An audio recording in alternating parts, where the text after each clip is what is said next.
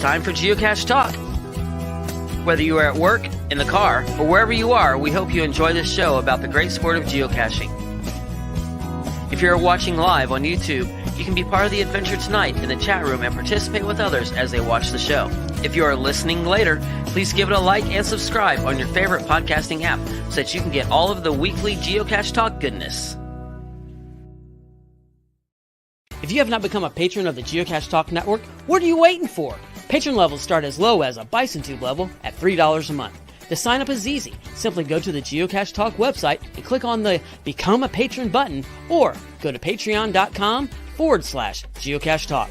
Patrons now get the famous Blackout coin, invites to special events, and other really great items throughout the year. Become a patron today. Have you subscribed to FTF Magazine yet?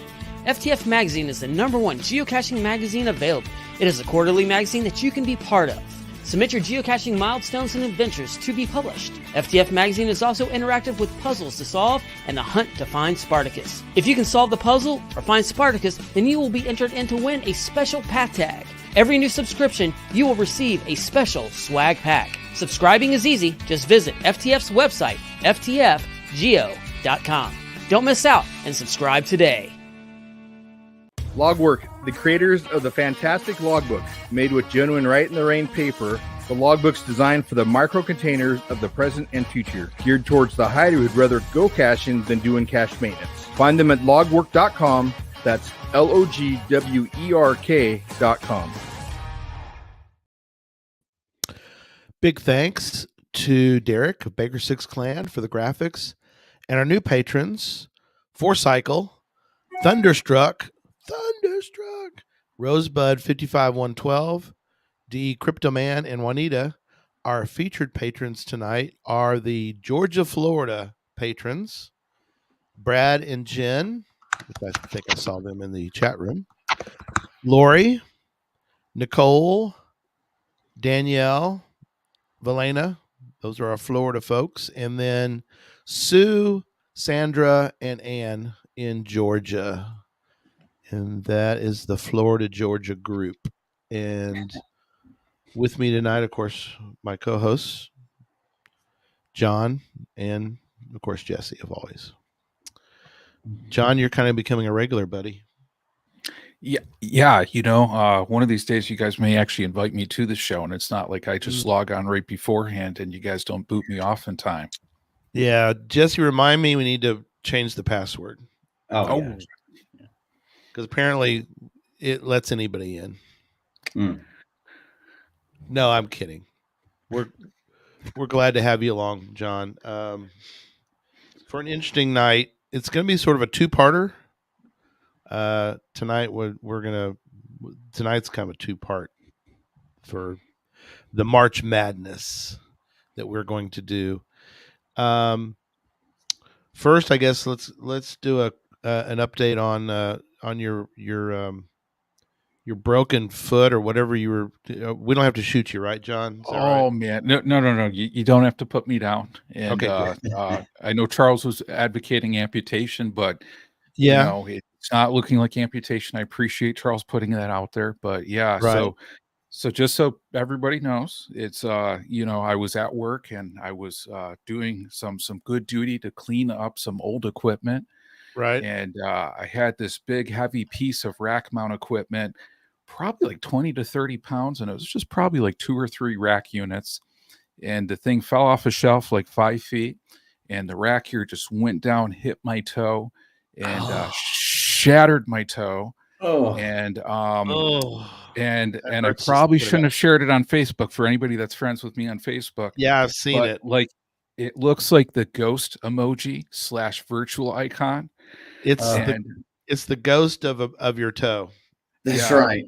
And you know, it's not good. When I went for follow-up x-rays and everything's healing fine, so that's good. Things are going the right direction. But I got my follow-up x-rays on Friday, and the x-ray technician, as she's taking the x-rays, she goes, "Can you explain what happened?" Why does it look like the state of Florida? Why? Right. So, very thankful things are good. Very thankful things are moving in the right direction. One of those things, I snagged a great LPC, right after that appointment. I So, saw that on Yeah. crutches. yeah. So thank God for LPCs and Terrain 1 and Terrain 1.5s, Mm-hmm. definitely appreciate those. I bet Jesse do that. Did you do that after your? Were you? Oh yeah, I cached on crutches for sure for a Yeah, while. I was thinking back You when you can did really that. see what a terrain one is and is not when Yeah, if Yep. you're not used to it, and then all of a sudden you have a limited ability. You really appreciate those terrain ones, absolutely. or Yeah. you really don't like people that lie about terrain ones. Yes, that is 100% true, because I know I did one a year ago, and it was Terrain 1, and it even had the what is it, the handicapped attribute Yeah, or the accessibility attribute, and sure enough, I went there and that was not there. that's for a That's show we've already definitely had though. But yes, we have, but we need to do it again. That's for yeah, another we may show. need to do it again. Yeah, absolutely. It's been a Great couple time. years since we talked about that. There's some angles to that we need to talk about because we were thinking that very thing. We were at a cache when I was down in Austin last weekend, and we found one, and the terrain was a 1, and we were kind of looking at each other and debating, is this really a 1? I was like, yeah. Like, you'd be surprised how well a person that's in a wheelchair can get around. It's like, it's not. It's you and I in a wheelchair There's may some not. gray area there for sure. Yeah, it's an interesting discussion thing. So, Yep. let's do some quick news. What? No, I before we leave it, K Blast has got a fantastic terrain one story. I'd love to actually, before we do Yeah. that show, get people to send those in, because I'm sure many people have had experiences with that, so we can kind of Yeah. collect a little bit of that. We tried to reach out to that website for a while, and nobody ever got back to us. Yeah. Which would have been a great resource, but it sounds like it's dead. So Yeah, it does. maybe we can have that discussion again. No, I like it. I like it because I think there's some, like you said, there's some debate in there about it that we need to tackle that. So, all right, some quick news.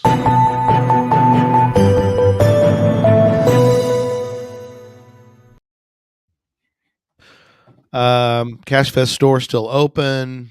Just to let people know, once the sponsors are complete, which is 75 packages, once those are gone and they are running out, they're done, and you will miss the opportunity to make your own coin, which is really cool. People really enjoyed that last year at CoinFest. People making turtles and then trading the turtles. So that's a really good opportunity. So definitely avail yourself of that. Later tonight, we're going to do Key 8. So Key 8 is later tonight, and so that'll be good. And then I don't have all the details yet. I was at last night. I was at the Texas Challenge Mega, which was great fun. As you guys know, man, there is something special about being able to get out with folks and at a mega. And tell me if this isn't something that's, I'm sure, has happened to both you guys. But I showed up at the mega, walked in the door, talked to a couple people, and I was approached by a few folks, and they go, "We're going caching. You want to go with us?" Oh, absolutely, I'm going with you. Yeah, absolutely. I'm Yeah. out the door. And so I got to cache with Ann Poe. She's Very cool. one of our Georgia folks. Mhm. And Ann is prolific. I mean, if you want to, if you want to do some high volume caching, take Ann with you, because she is a juggernaut in the caching world, and also was with Don and Jeff Treadway, Lost and Found 28. I don't know if Jeff has this, if they use the same account, but anyway, great fun. It's raining. We don't care. We're getting wet. We're just having a good time. And we are, we're trying to, long story short, we were attempting to maneuver through, and avoiding, the large lakes out there because it was raining. It's like Oh yeah. avoiding the mud, trying to get my car through the mud and through, like, I'm not going to go through there because I don't know how deep it is. We'll go around it. So we did all these crazy. We did a Wi-Fi cache, which was kind of fun. Yeah, Oh, those are cool. don't see those as often. I don't know if you guys see those. I had one in my old hometown before we moved to Florida. Right. I haven't found one around here, but I thought about I have all the parts for it. I thought about Yeah. doing one around here. Yeah.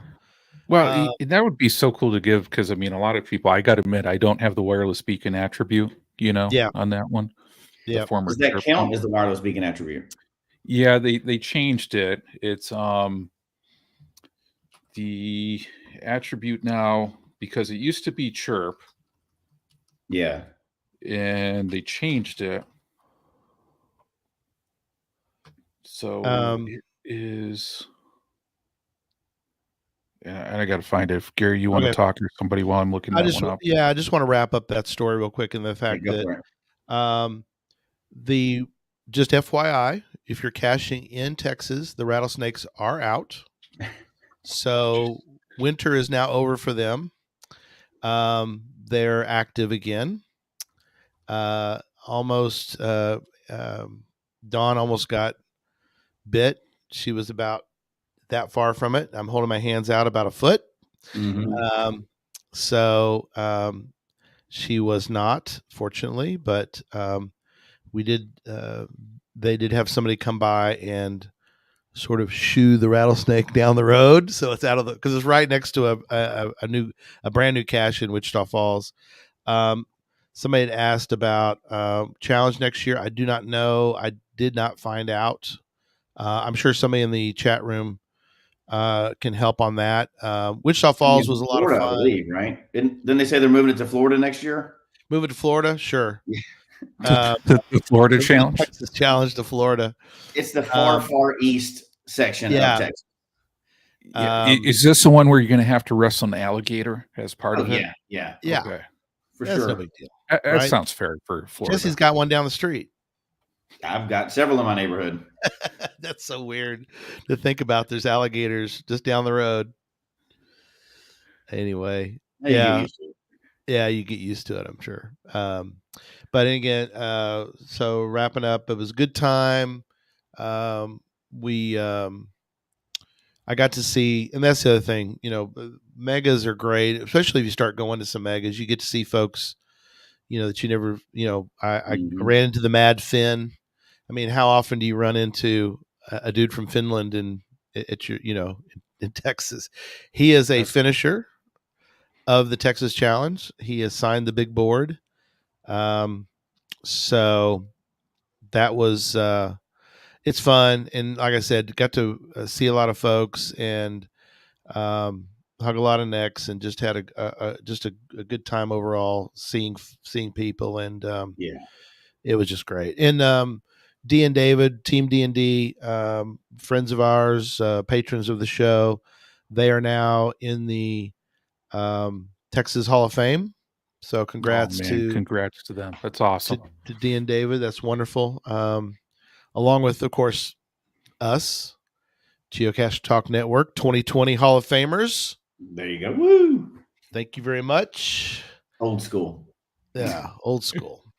So tonight we're going to sort of begin March Madness, since I guess March Madness officially, starts today, right? Well, they're not playing today. They announced the brackets today. There's still some games to get in the bracket, but yes, they've announced they've seeded a whole bracket now at this point. Yeah, they seeded it all. Obviously, with a couple of games left to get. Yeah, you got some of the play-ins. Yeah, but we're going to explain. We have to explain a little bit how we did the brackets tonight. And then, John, you want to kind of explain, as far as maybe not the bracket part, but just the process we're going to go through this week.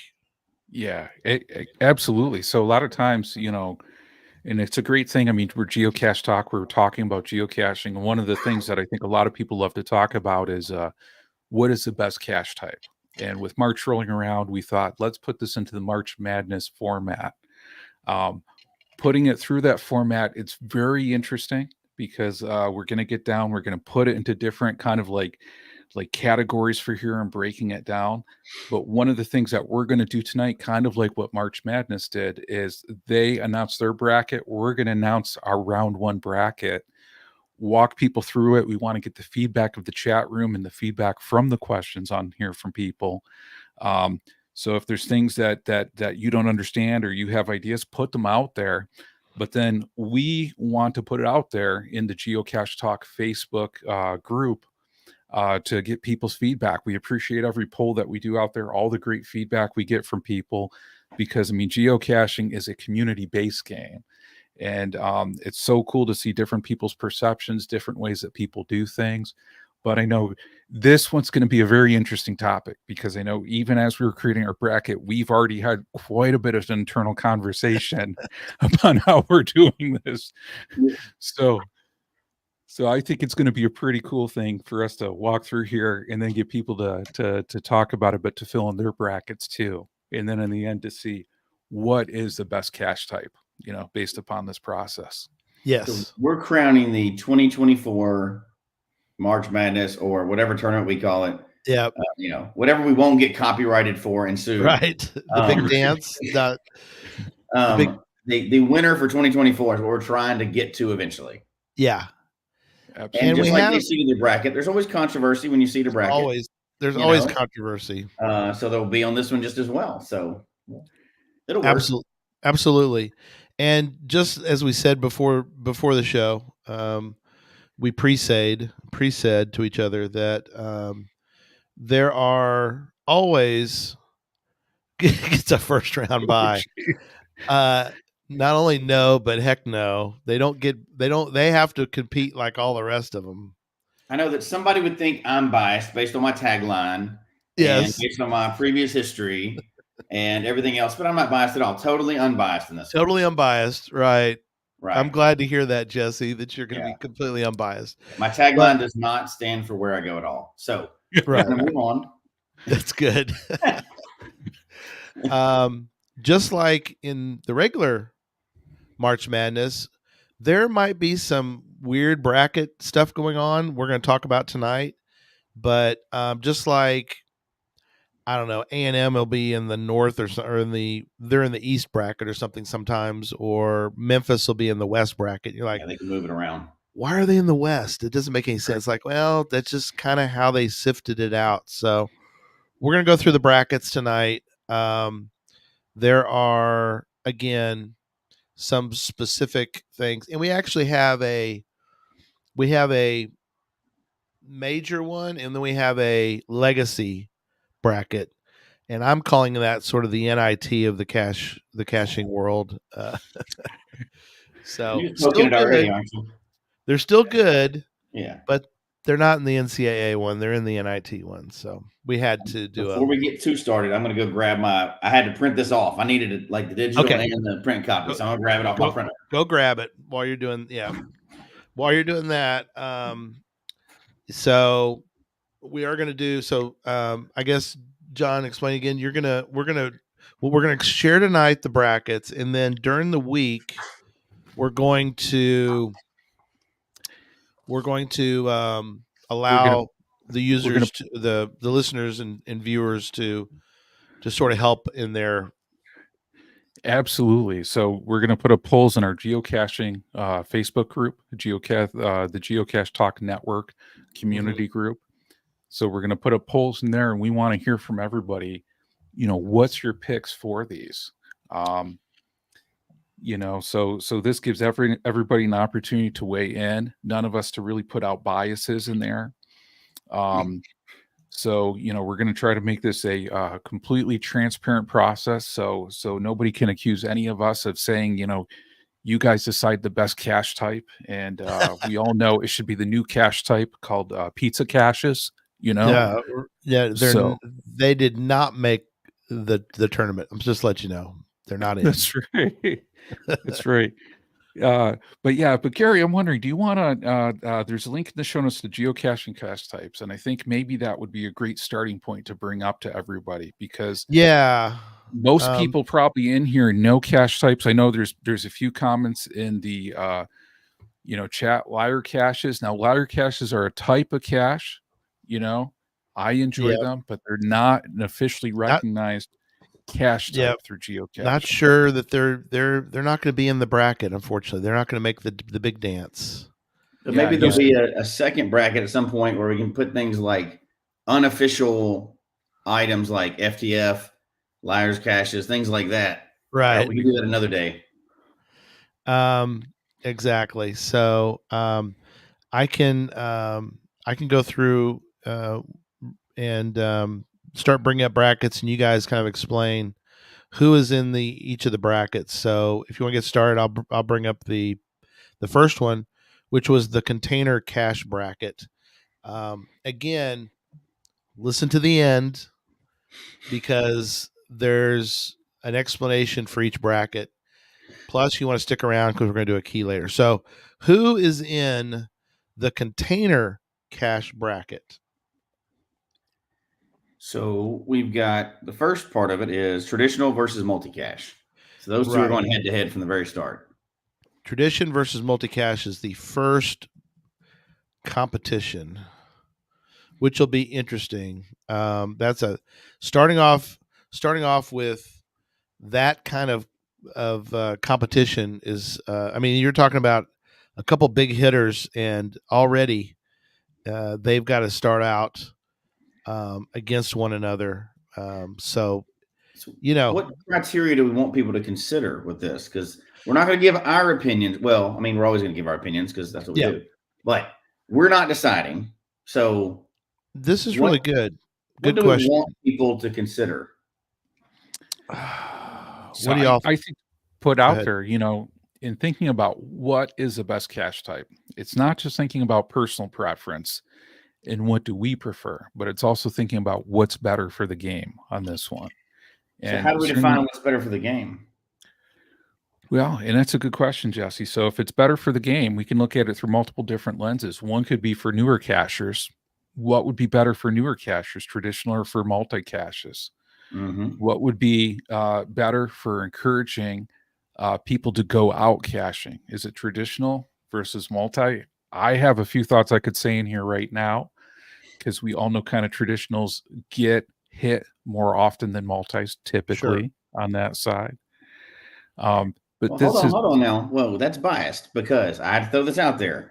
You just made that statement, but new cachers can only go after traditionals. They don't get access to multis till they buy in. So that's not really a fair comparison. Until they get premium, which some people do get premium right away. For new cachers, brand new cachers can only do traditional. So that's like 100% saturation. Let's face it, though. When you were a new cacher, when did you purchase premium? I think it was the same day for me. I think I started. It wasn't the same day for me because I didn't even find any my first. Well, my first day doesn't count. I didn't even have an account or a GPS the first day. I found it by address. So take that one out. Yeah. The second time I found one, second day I started, I DNF'd a bunch all day long. So I found another, and it was just the geocaching app. I was not premium. I didn't even know about premium at first.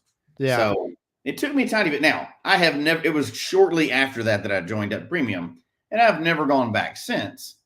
But if part of our decision making is brand new cachers, there's only one type that brings them to the game at first until they pay in. But if you're talking new cachers in the first year, maybe. Yeah, I don't think we would include true new cachers. We're talking about. But I think we have to balance it out, right? It's not all new cachers. Right. We have to balance it out with fun for experienced cachers as well. Yeah, and I appreciate K-Blast bringing this one up. So the game is inherently better if newer people like them? No. Yeah. Yeah. No. we still need new people because we need new caches. We don't want it to be a dying game, right? So you need to balance fun for the experienced people with fun for the new people. If there was such a high curve that a lot of people would never got started, the game would be going downhill quickly. Yeah. Correct. All right. Let's keep that thought in mind as we continue down to the next part of the container one, which is going to be the letterbox hybrid is going head to head with mystery cache. Now we got to do some clarification on this one. Yes. Mystery cache. That's really the unknown category. Yes. So we're not saying just puzzles. Right. So we're including challenges. Yep. And every other weird thing. Of course, we just lost inner cache, right? And we lost. Yeah, we lost. No. We lost mob cache. Mob cache. That one went away. We lost inner caching. Just to put out a clarification on there, inner caching is actually getting an update. Is it cool? That's cool. If you're in the inner caching Facebook group, that is not going away. Just the mob caches is what the mob went cache. I'm gonna start a rumor. Inner caching's gone. I just man, don't do it. Don't do it, Jim. Don't do it. No, don't do it. Well, when they get an update, we should bring them on to announce the update, right? Oh yeah, that would be awesome. I just want to be careful because for us losing like AR, VR, mob caches in a short time frame. Yeah. Just want to be very careful. Make sure people know inner caching is still here. It will get an update, and certainly we should have Chili Head. Chili Head. Chili Head back on. Okay, so I just wanted to, when we're talking about this category, I just want to say mystery cache is the unknown cache type. So that includes every weird thing that's in the blue question mark. Yep, the blue question mark. Some folks have mentioned there goes the chat room is moving quick. So they said K-Blast said it was 5 days it took him to get in there before finding his first cache. Yeah. And then Andrea says we found a couple for a few weeks with basic, tried premium for a week. Then when it ran out, we went caching, immediately ran back to the truck. We've got to get back in. So they renewed it. That's awesome. Good for you. All right. So that is the container cache bracket. So we're going to go to a different bracket, which we have called the unique cache bracket, because they may be containers or not, but they're just a unique cache. Yeah, they're part of the main core, but not as frequent. Yeah. Right. So the first battle in the unique cache bracket is a very weird, hey, it's what the committee did, and the committee decided that these two were going to start it off. So the Where I Go is battling the HQ cache. So this is a weird one. Because, I'm trying not to be biased, but there's obviously a dominant cache type in here. I'm not going to say which one. Right. But, so I was going to say this before, but this is hard because you have to throw playability out of this one, or replayability out of this one. Yes. You have a single instance for HQ, right? So that makes this one odd. So we need to think of a way to make, obviously Where I Go would normally crush every other cache type, but we got to make this a little leveled. So we got to think of a way. I'm not biased. I'm just saying, facts are facts. Just saying, JS. How do we want people to try to decide to vote between these two? Because that's hard, right? You can't. It's a one and done, and it's only in one place in the U.S. So a lot of our, listeners from outside of the U.S. may have a skewed opinion on this too. Right. And nobody can own, one of them. So we need to think of a way to really judge that. That's going to be a hard one. I'm glad we don't have to judge, but Where it goes. But if we did, it would be, Okay. It is very different. In that time? I'm not sure if I did, but go ahead. Yeah, I think you did. It's a very different matchup because, like you said, they are very different. Yeah. But my thinking on this is the uniqueness of, because where I go is so unique. I mean, you build, you know, with an app of some type, or it uses the Lua, and it's just where I go is so unicorn like with its, you know, it's just it's so different. At the end, I mean, it's it's that's why it's in the unique. It's such a unique cache, and that's why, and of course, that's why HQ is in there. HQ is, um, again, like you said, it's these are definitely apples and oranges, but they're basically very unique experiences, and so I think that with HQ, you can only find it once, but what an experience! I mean, and Yeah. so for me, when you do a really good where I go, when it's all said and done, you're like, man, was that an experience? So to me, I'm trying to gauge the experience level of what um, a really good where I go versus going to HQ. Both of them sort of have an experience to them that are just unique. Yeah, but what do you do the day after you go to HQ? You don't go again. Just gonna throw that out there. There's still 29,000 more Wheragos to find in the world. Yeah. But this one though, I gotta say, is so tough because for Yeah. a one unique cache that you can find and you can sign, is there any comparable one for the non-legacy types on here? I don't think so. You know, I Yeah. really don't Well, think so. don't use the word legacy. We're not there yet. Wheragos are not legacy types. Yeah. We're not there yet. No, not implying that. Not Yeah. implying that whatsoever. We're not there Don't start that rumor. Real quick update. Tom's home, so he can kind of give us. I didn't know, but he said that Southeast was the winner of this year in the Texas Challenge. North came in second, which is for them. It's like they're kind of like North Carolina. If they don't win, it's like we failed miserably. But because they win a lot. And East, I'm in the East team area, and they came in third. So good for East to come in third there. So, and then Tom can fill us in. I don't know. I left before finding out where it's going to be next year, but anyway, yes. But I just don't find the two comparable. Well, sorry, they are. They're comparable. So the way it goes. Obviously thinking, why would somebody try to hold up against Wheragos? But she's like, what a joke. But anyway, we can read between the lines. And I'll tell you, that's the thing in March Madness. Sometimes you get like a competition, two teams facing each other, where you're like, how the Cinderella heck teams, man, it happens every year, Cinderellas, right? Absolutely. But you know what? Yeah. Luckily, we don't get to decide. So that's right. Yeah. When they're a year like Princeton beat Arizona or something, it's like, why is Princeton play? Why are they going up against the? Hey, it happens. So, the next one is in the unique category. The Almighty Adventure Lab is also going up against the Almighty Earth Cache. So you got two juggernauts. They're going to battle it out.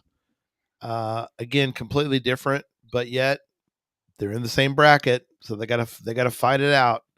Yeah, Adventure Labs versus Earth Caches. This one's hard too, because I can see how people would. They're both containerless, right? Yep. And they're both kind of hard to put out. And let me explain what I mean by that. People say, well, Adventure Labs are easy to put out. Well, they're not if you don't have any. You can't just put out however many you want. You can study up and put Earth Caches out when you want to, but you only get to put out Adventure Labs if you're awarded one. So there's some uniqueness with these two containerless types, and which ones are being better received, which ones are hit more often. There's a lot of ways to kind of interpret this. Yeah.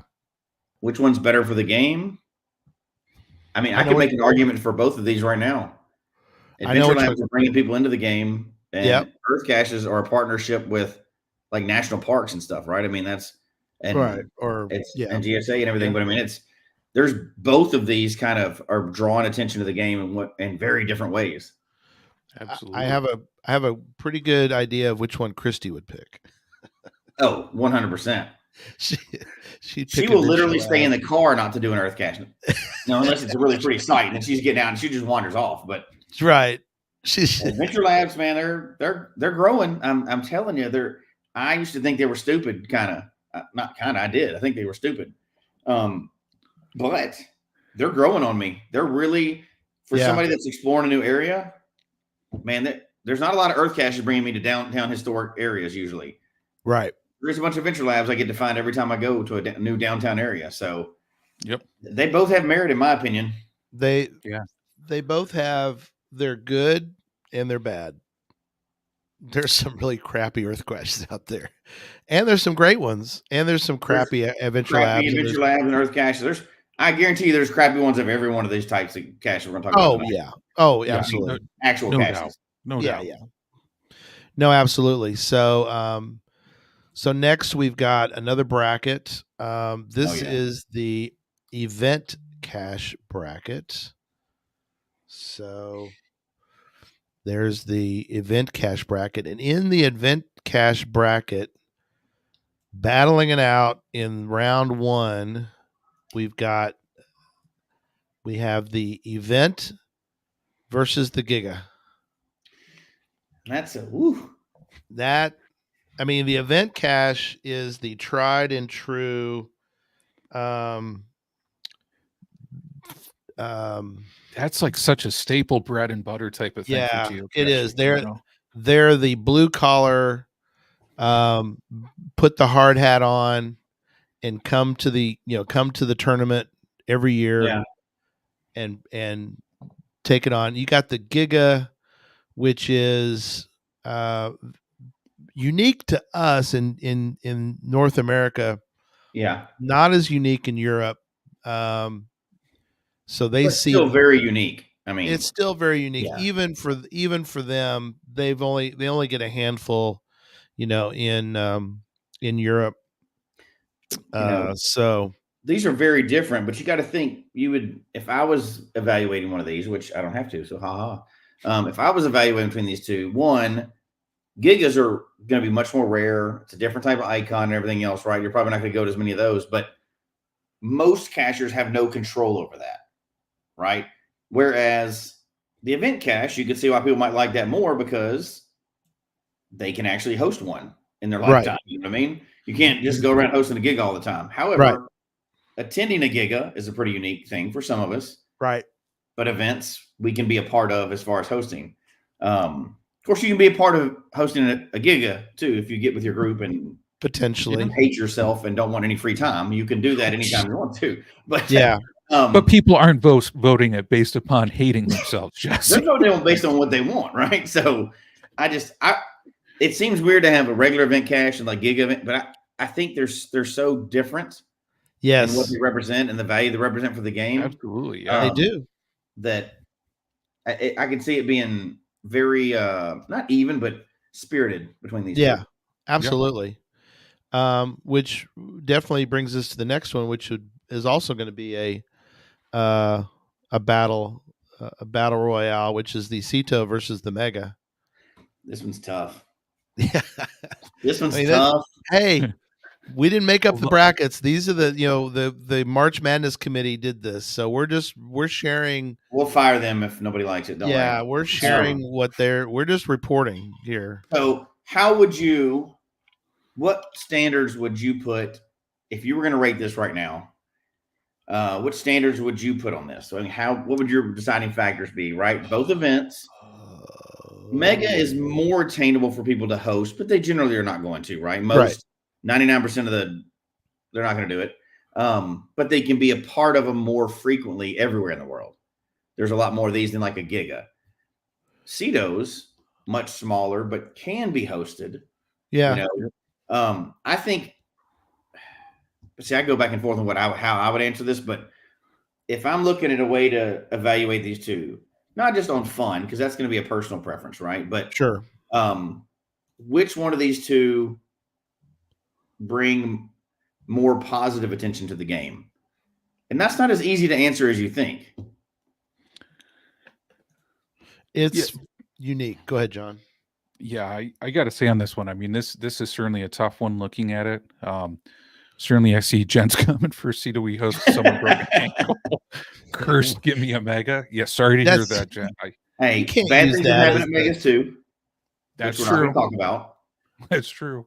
I don't know if that's fair to use that as your. But go ahead. Hey, you know what? But here's the thing, though. They can do whatever they want to do. That's their choice. That's right. Yeah, absolutely. This is up to everybody's want. interpretation, how they want to pick on this one. So, like Jesse was saying, we're not the committee on this one. We're not making the decision. You know, these are brackets for the community to decide for sure. So it's going to be interesting on this one. We might give our preferences too, but after it's all over, I think we should. After it's all done. Yep. Yes. Yeah. I've seen both of these bring something really positive to the community. So I agree. I would struggle. I don't have all the other ones I've had a pretty easy answer for, in my opinion, but this one's the one I don't actually have an opinion on, or no, I don't have a final decision on for me yet. Right. No, it's a unique one for sure. So next up, that finishes out that bracket. Yeah. So the next bracket is the special events bracket. So this one will be interesting. So first up in the special events category or bracket is unique. Well, I'll get y'all's opinion. You got the Adventure Maze against the Block Party. Mm-hmm. Let me make a note. Next year, we're going to have a passel of block parties. So there in the past, there's only been awards and block parties again. Yeah. Yeah. Mm-hmm. So in the past, we've only had a block party each year for however many years they did the block party up at in Seattle.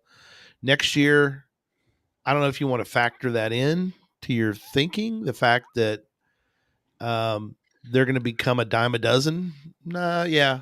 I mean, no, not a dime a dozen, but less rare than currently. Right. Because you're talking still, there's going to be requirements like over 300 people have to log a will attend for it to be considered a block party, correct? Correct. So, correct. So on to that one, even if it's an existing mega, that they have to debate, do they want to retain mega or do they want to apply for block party instead? Yes.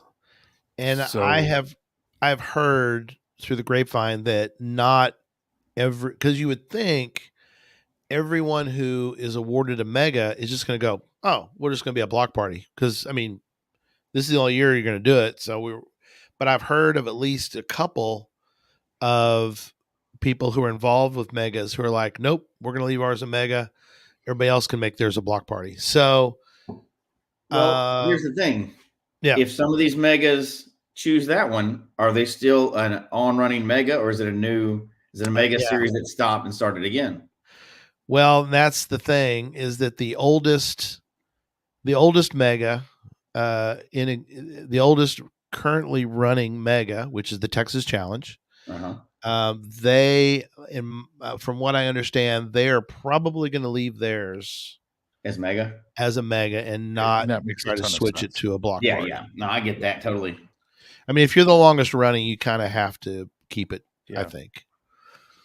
But that's a unique thing. So we're going to it'll be a mix. Not obviously there will be at least one. There'll probably be more, but it is kind of unique. If you run a mega, maybe you don't switch it because you're like, hey, there's only going to be like 2 or 3 megas next year. And if people are doing, if they're trying to keep a cash type streak, which we've never really talked about, but if you've been to, and I think if you go, y'all can go look at yours. I think with me going to the Texas Challenge, I went and looked. I think I've been to 17 megas now. Oh gosh. I know. Well, I mean, to go. I haven't been to that many. I know. No, I bet you've been to Me more neither. than you think, Jesse. I bet you go take It's a low look. teens, I think, for me. But still, that's I've been to more megas than I've been to adventure mazes, though. I can tell you that. well, sure, yeah. I think that's the case for most people there. I think I've been to 2. Let's see. Megas 15 for me. See, we're close. 15, 17. We're Yeah. close. Adventure Maze, probably you got 2, maybe. Yeah, 2. Which it says GPS Adventures Exhibit. Doesn't say maze.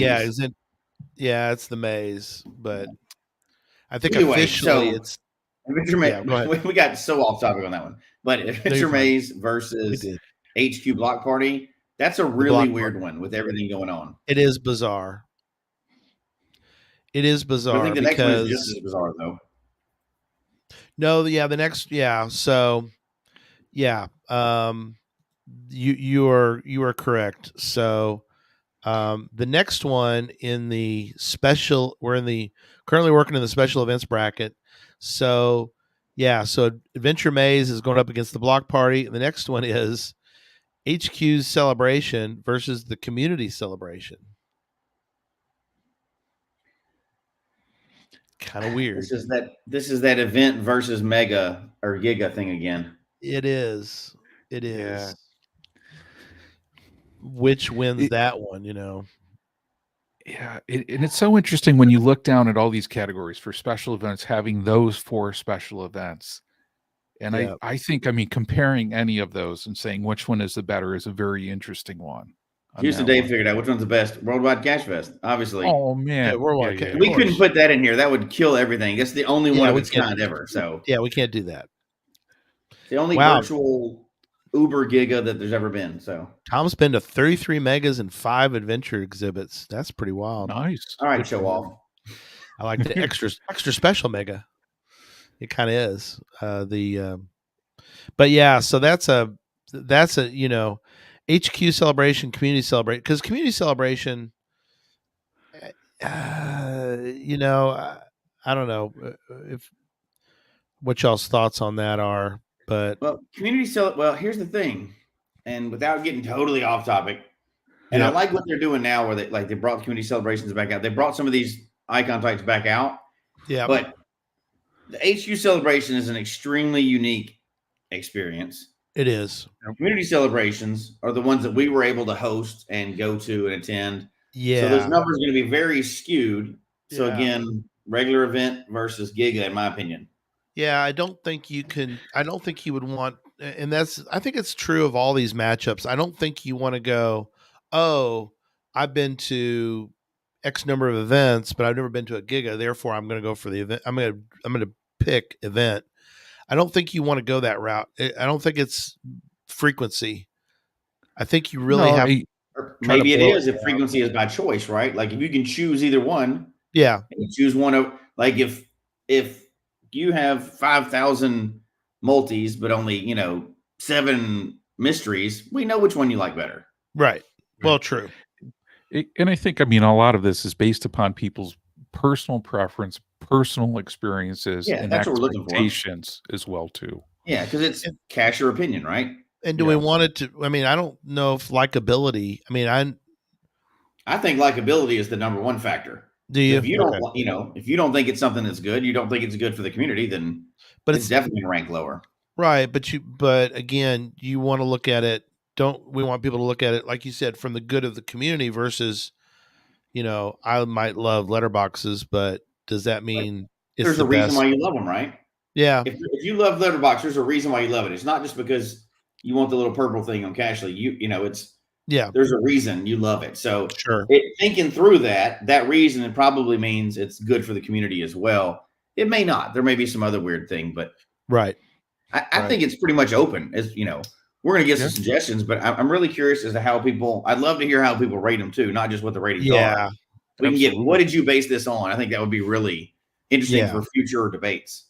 And we'll talk a little bit about that a little bit more here at the end of the show. But we still have the legacy bracket too. Yeah, we got that. We're going to get to that.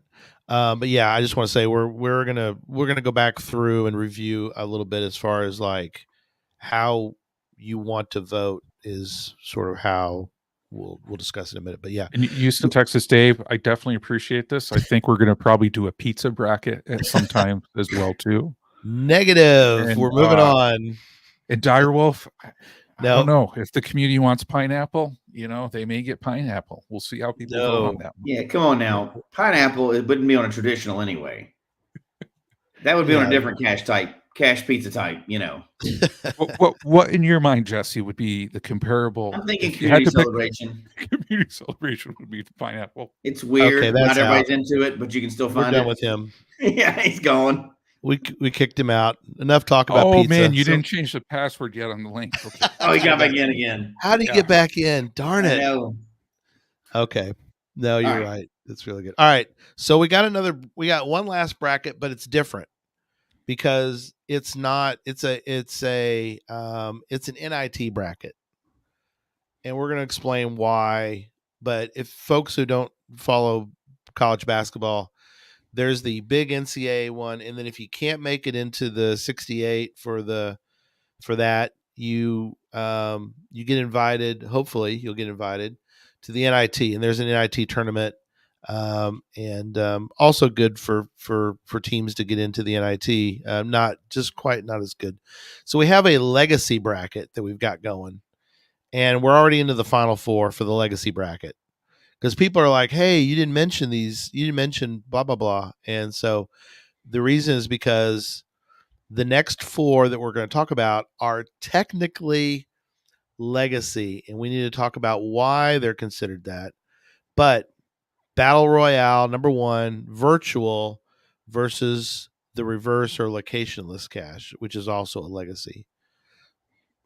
You want to explain, John, why the virtual is stuck down in the legacy bracket? Yeah, and when we're taking a look at these definitions, if you do a Google search for geocaching cache types, you'll find a list from Geocaching HQ, the 16 that we put in there for the 16, kind of cache type tournament. Those are the active cache types. HQ actually has 4 listed as legacy cache types on here. Yeah. So when we're looking at virtual cache, it's an interesting one because if you look at the webpage, and this is just all of us being honest, we had some talk and discussion on this one. It says virtual as a legacy cache type. It says virtual caches are now considered waymarks on their website. It looks like Geocaching HQ has a little bit of updating that they should do on that one. Right. Because it's a little inconsistent from what they've done with numerous rounds of virtual rewards. But just looking at this, the definition per Geocaching HQ from the Geocaching HQ website, these are legacy. So that's why virtual cache is in that legacy classification on that one. I think it is because those virtual rewards, you can't just go and publish one. Right. True. So it was retired as a cache type, right. Closed down. So I think it's, even though there's been a bunch new that have come out, it still falls within that legacy cache type. Yeah. And we have had 3 locationalists come out recently. We have the Frog, the Neat, and I'm forgetting one. Somebody in the chat room. Fave. Yeah, Fave. So you had Frog, Neat, and Fave all came out recently, temporarily, but they're which at least they let some of the people that didn't get to be in part of that era before, right? So I love that, which was cool because that's interesting that the we had that. So that's a good idea. Jedi Trash Panda, great name, said he has a random idea. HQ should make a locationless cache where meeting a lackey is the requirement, similar to the one where they when you had to do signal. I like that. I like it, but to enhance it, it's only a certain number of lackeys per year. Yeah, and then it changes the next year. Oh, that'd be cool. So it's like designated. The lackey group of 2024 is different than the lackey group you have to do in 2025. Right. I disagree. I want to find a lackey that is grocery shopping and be able to claim it and then get credit. Grocery shopping? Yeah. So if you see them at a pizza place, grocery shopping, just walking down the street, should be like, I spotted a lackey. I can claim you get credit? Okay. You have to get a picture. You do it more than once then, or is it just the first time? Probably just the first time. Like, But just the first time, any lackey would work, in my opinion. Yeah. But if it's something that they're going to repeat. And then, yeah. we're talking about it like it's already happened. Like, yeah. Yeah. It's Like not even it's tight for us to debate. Let's move on. It's not even a real All tight. right. Keep going. And again, we're in the final four for legacy, Yeah. and the other one in the so we did virtual versus locationless, and the other one, of course, is the last two, which is webcam versus Project Ape. This one's hard because I've got good and bad things to say about both of these types. Yeah, it's so unique. I mean, webcam, what are we down to? 110? Less than 200 in the world and 70 active in the U.S. right now. wow. Yeah, don't tell HQ because I don't want them killing it. I hope they just leave one in the world, and it's in Antarctica, and that's the only one Everybody have to go to. that you There is yeah, one in you Antarctica. preserve that. Yeah. But you know what? Again, I would use those. If I was HQ, I would use those as one. We all know GeoTours, but Right. to mark a couple other special locations, not just random bank parking lots. So like HQ. Right. Why wouldn't we have a webcam cache at HQ? You could do it. And why don't we? That would be awesome. Yeah. Absolutely. Bingo, the oldest cache in the world. That would be a good place to mark the whole world. It's important to the whole world, right? It's not just right the bank that's on the corner. Right. I would use it to mark a few locations around the world like that. So they're extremely unique, but they still exist. There's still a chance to go get one, but it marks really specific locations like that. Plus, you just add something a little extra when you're doing those really unique things. Yeah. No, you're exactly right. I mean, that's. Go ahead. Yeah, I agree. I mean, I think all of these as we go through, I think it's great to allow newer cachers to have that ability to get an icon that has not been available in a long time. Like even with Project Ape, where there was only one, they found it, another one, and now there's a whole other story. But yeah, I know there's so much in here, but I got to tell you, and we're not at closing thoughts yet, but I just can't wait to see how everybody votes on these. I really do. So just for final clarification, the legacy bracket is just those four. So we will crown a champion in the legacy bracket, and then in the other brackets, they're all eventually battling completely head to head. So yeah, we can make some kind of graphic of this, I'm sure. Yeah, the container bracket is going to go up against the unique cache bracket, which is going up against the event cache bracket, which eventually will go up against the special event bracket. Those are the four brackets. And then they'll battle it out, and we're going to get a winner of the regular containers, regular caches, and then the legacy. So, all right, as we wrap up tonight, what are y'all's final thoughts? Who wants to start? You want to go? Yeah, I'll go. I'll go.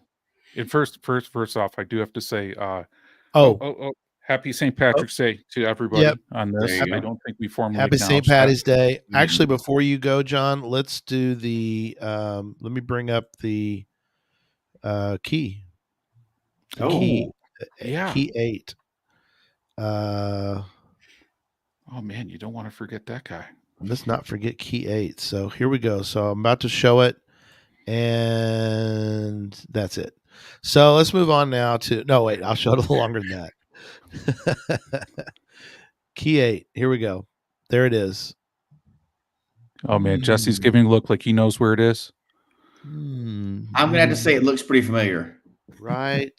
Let's see how I can point to this. Right. Yeah. It's right there. Ooh. Key is right. No, I have no idea. It's not. I have no idea. I just pointed randomly. Anyway, there's the key. It'll be in the CacheFest Vault group, if I recall correct. Yeah, it'll be posted right after the show in the CacheFest Vault group.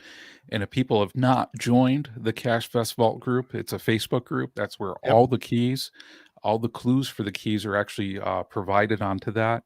So if people don't know what the CacheFest Vault is, it's a really cool contest. Keys are hidden all across North America at this time. I think we have them in what, Gary, 6 or 7 states at this time. Jesse's not eligible. Keep going. Yeah. So we've had 6 keys found. Oh, man. And they've been in 6 different states. So you can't claim that we put them all in one state, because we didn't. So far, they've all been different states. Not saying these could be in the same states again. I'm not saying we might not duplicate a state, but for the most part, as a general rule, we're trying to get as much coverage of the whole U.S. as possible. One day we'll do all 50 states. One day. But again, hopefully folks are thinking about considering coming to Cache Fest, Oklahoma, GCAB 90Z, and it's going to be great. A lot of planning has been going into that.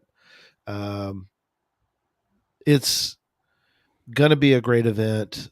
It's guaranteed. So it's a mega that you really don't want to miss, because there are things that are done at Cache Fest that are not done anywhere else.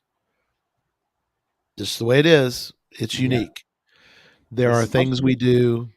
The Cache Fest Vault is one example.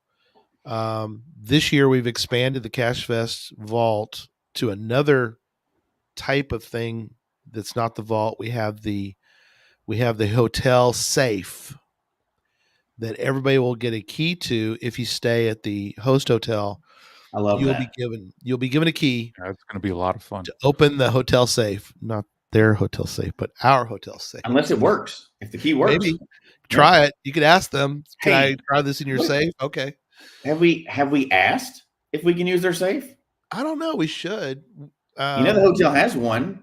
They probably you do. think they would be willing to provide everything to the winner that's in their safe? No. But if the key open, it'd be cool to do it like at the actual hotel safe. That would be cool. We might be able to. We'll have to talk about. We might have to think about that in the future. Yeah, that would be cool. I don't know if they'd be like, "Yeah, that's cool. Let's hide keys to our actual safe, like all around that people can find." Or when we get a bank, right, to help us, and you get to open the big right. Could you imagine getting to open that thing, spin that thing around? I mean, and it's in like our prize is in like a safety deposit box inside there, so it's actually inside the bank. Ooh, right, that would be fun. Yeah, they're never letting us do that, but it's still a good idea. Let's just do it. But the worst you get is you ask and you get a no, and then you ask again and ask someone else, and maybe you get a yes. We need to do that. Like something like this.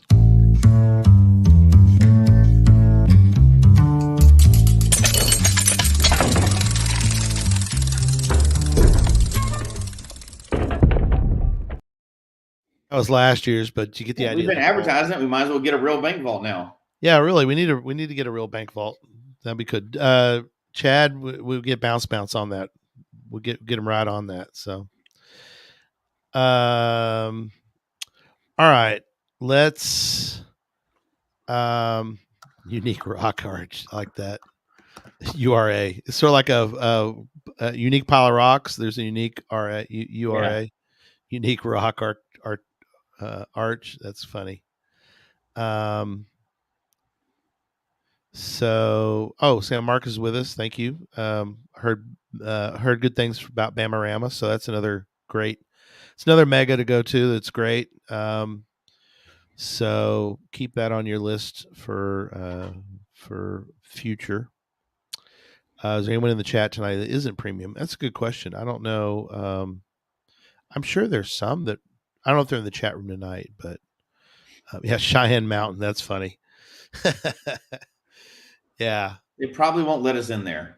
They probably wouldn't let us do some goofy game in the Cheyenne Mountain. I can attest that you will not get far trying to approach NORAD. Probably not. I can tell you that from personal experience. Right. They aren't joking. They're not. They're not. Jesse, you know somebody who tried, perhaps, or got a little. They don't have a sense of humor. Me. Oh, I had to try. It's NORAD. Come on. Of course I you did. Stargate. I know what's inside that mountain. That's right. There's a big ring, and we can go to all the other, all the planets and stuff. Why do I picture you like knocking on the door, like asking to borrow maybe next year sugar or something? Yeah, you're not getting that close. Trust me. Yeah. When the guards tell you to turn around, like they step in front of your car, like turn around. You're like, yep, yep, okay, yep. When they're up on the side of the hill, I don't think we're doing I like the idea of a Cache Fest Area 51. I mean, we're always doing unique things. Yeah. I think that's a little too unique. I think that the guy up on the hill who's got the glasses on you, going, turn around, go back. Aliens. Yeah. Yeah, we're not letting you in there.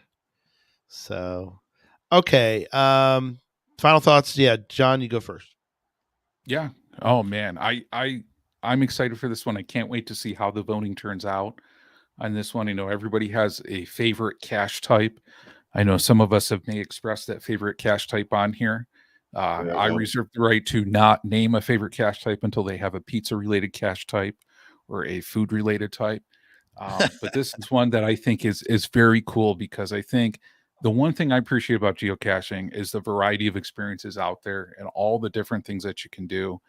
And certainly when you talk to some people, and some people are so passionate about very specific things. But I know within the geocaching community, kind of doing this cache type madness, it's going to be awesome to see, which one is the winner. So definitely I encourage people to go to that Facebook group, the Geocache Network community group. Put in your votes. We'll get that up on there soon. But please, let us know on that one. I can't wait to see what people turn up. Yep. Yeah, absolutely. I'm curious as well. And I think it's going to be regional, because I know, like, just for one example, in the U.S., where goes the best type ever. That's not what I meant. I meant multi-caches. Like, they're not as common as they are in Europe. In Europe, people go crazy over and they put them out all the time. In the U.S., we don't put out multis as much and don't find them as much as other places. We've seen that stat before. Right. So I think it's going to be a regional. If we could break it down that far, I think it's going to be regional as well. Right. But yeah, every cache type. I mean, one of the best things about geocaching, like we've always said, is there's something in it for everybody. Like, there's these unique, weird stats, and that's what people do. Or there's a certain cache type, or there's people that only find first to finds, and that's it. If they're not first, they don't go find it. There's people that play the game in so many different ways. None of this is which part of the game sucks. It's which do you think is the best out of the two, or however you come up with your own criteria. What is the best for the game? All that stuff. So I think it's going to be really interesting to see, but I think it's going to be varied by region a lot. Yeah, and then my final thought as we wrap up tonight is just that I like the fact, like somebody mentioned earlier, like, well, those I can't compare those two. That's the point. We put there's a couple that are head to head that don't on the surface make any sense. And the point of that is you have to really think through. And that's what I love about this, is that you've got to think through, okay, what would I pick to be the winner of these two? And then as it goes on, you're gonna have to try to figure out who wins overall. It'll be interesting. So I think that's such a unique part of it. It's like, we're not going pick your best one out of the 16. It's head to head, who beats who in these weird brackets. So cool. All right. Well, we'll see everyone next week as we get some final on this madness, the cache madness 2024, and everybody have a good week. One last note, because we were talking about it earlier, so I did want to mention that if you wanted to go to Texas Challenge next year, I think it's in Floresville. I saw something like that. Yeah. So not Florida? No, Floresville, Florida. Yeah. Okay. Floresville, Texas. So Yeah, that's a cool place. It's near San Antonio, so you could fly into San Antonio and then make the little trip down. So anyway, so there you go. Wrapping up that discussion point from earlier. So all right, that is it. We will hope everybody have a good week. Get out there and vote. Pick your winners, and again, we'll see you next week. So good night, everybody. Okay, take care, everybody.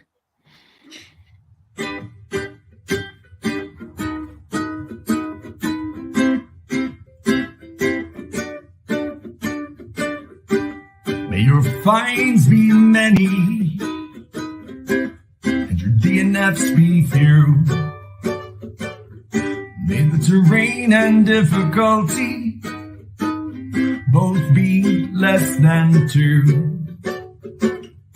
And whatever it is you're looking for, may it find its way to you. And may we all meet again. Folks, we hope you've enjoyed the show tonight. Please email us your comment at geocachetalk@gmail.com. Don't forget to follow us on Twitter, Instagram, and Facebook. The show can be found on Apple Podcasts, Stitcher, Radio Public, or Spotify, as well as at the Geocache Talk website. Don't forget to click that subscribe button below and ring that bell notification so that you can see and hear the show on a weekly basis. And tell your friends about the show. Get them involved with us in the chat room. And until next week, don't just talk about geocaching, go geocaching.